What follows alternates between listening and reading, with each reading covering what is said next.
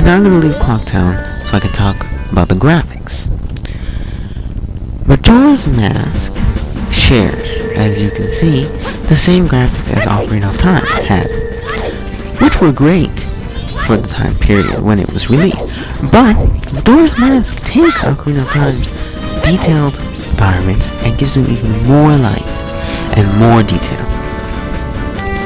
To the point where I think Majora's Mask can be compared to present day games to some extent.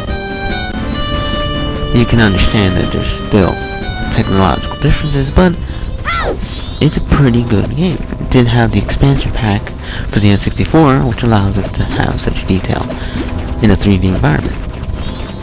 Where I'm heading towards the swamps, where you'll be able to see what I think is the best example of how well this game can do graphics. It'll just be a minute, I just need to get a boat ride here. Look at this. You can tell you're in a swamp. Anyways, a lot of the game works like this. You get other people to help you in your quest. Look at this. All this is available. Anyways, and the interiors in the game, as you may have already noticed, are also detailed. Every shop, every house in this game is its own place.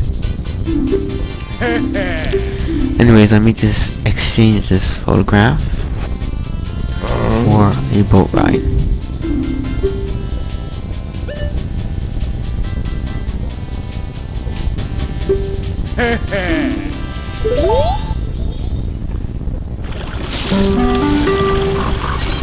Now we'll be able to see the whole swamp without having to get there ourselves. Notice the attention to detail. Things that you don't even really have to interact with exist in the game. Such as that pot, or the trunk sticking out of the ground. This makes up the game, and the environments in it. This waterfall is there completely for decoration. And that mountain, or volcano, though you have to visit it eventually, that whole outer part is just there for visual effect. The enemies in this game are also very detailed, large, just overall impressive, even more so than Ocarina of Time. Anyways, here it is, the most vibrantly colored, detailed area of the game. This is what sets it apart from Ocarina of Time and brings it almost up to date. Notice the colors, notice the detail. You know, all of this is there completely for visual effect. So, you can tell that the graphics for this game deserve a perfect score of 30 out of 30%. Ocarina of Time got this too, and if I could give it a higher, Majora's Mask would definitely receive the higher score. But still, 30 out of 30. As I'm heading back, I'll start to talk about the story now.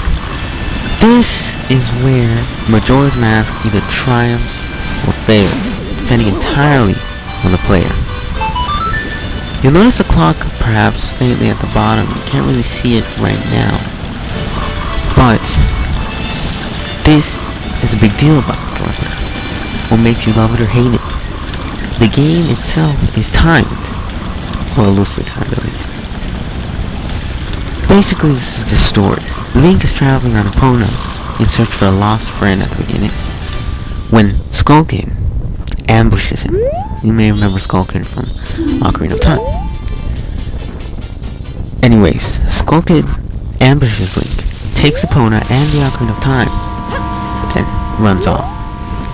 Link gives chase, but he falls down a hole, where upon landing, Skull Kid turns him into a Deku. You may notice the clock a little better here, see? It's already halfway through the day. Anyways, you must then go through an obstacle course as a Deku to arrive at Clock Town, where you have 3 days, which is more like an hour or so in real time, to find your way up to the Clock Tower to beat Skull Kid and get the Ocarina. this isn't the end of the game. The moon that Skullkid calls upon to crush the land is still there when you go back 3 days in time after getting the arena. See the moon?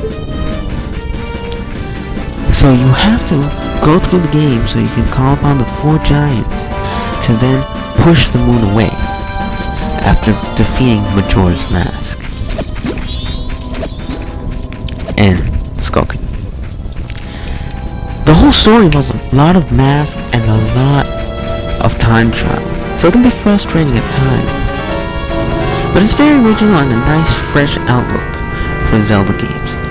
Those of you who are fans of eerie games, by the way, you'll definitely love the darkness that the story has to offer.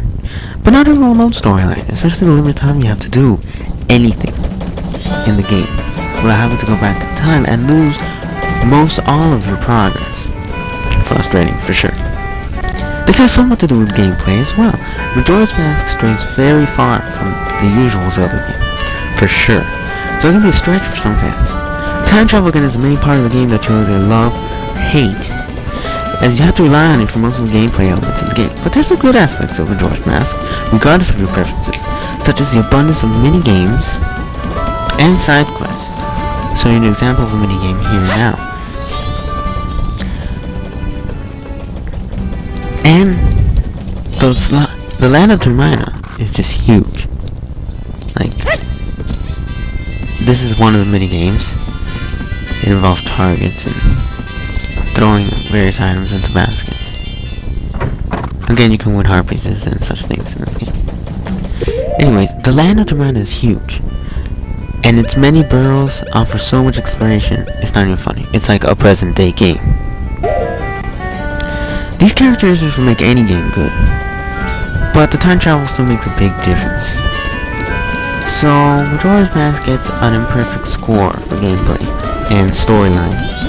20 out of 30%, just because some people really don't like it. All in all, Majora's Mask is a uniquely different journey into a new world, a vibrant living world that breaks all Zelda tradition without hurting the series, but definitely has its ups and downs. Therefore, it receives a 90% out of 100%. Almost perfect. Anyways, until next time, this is Kamikaze Plumber with the Mabe Village video review for Majora's Mask.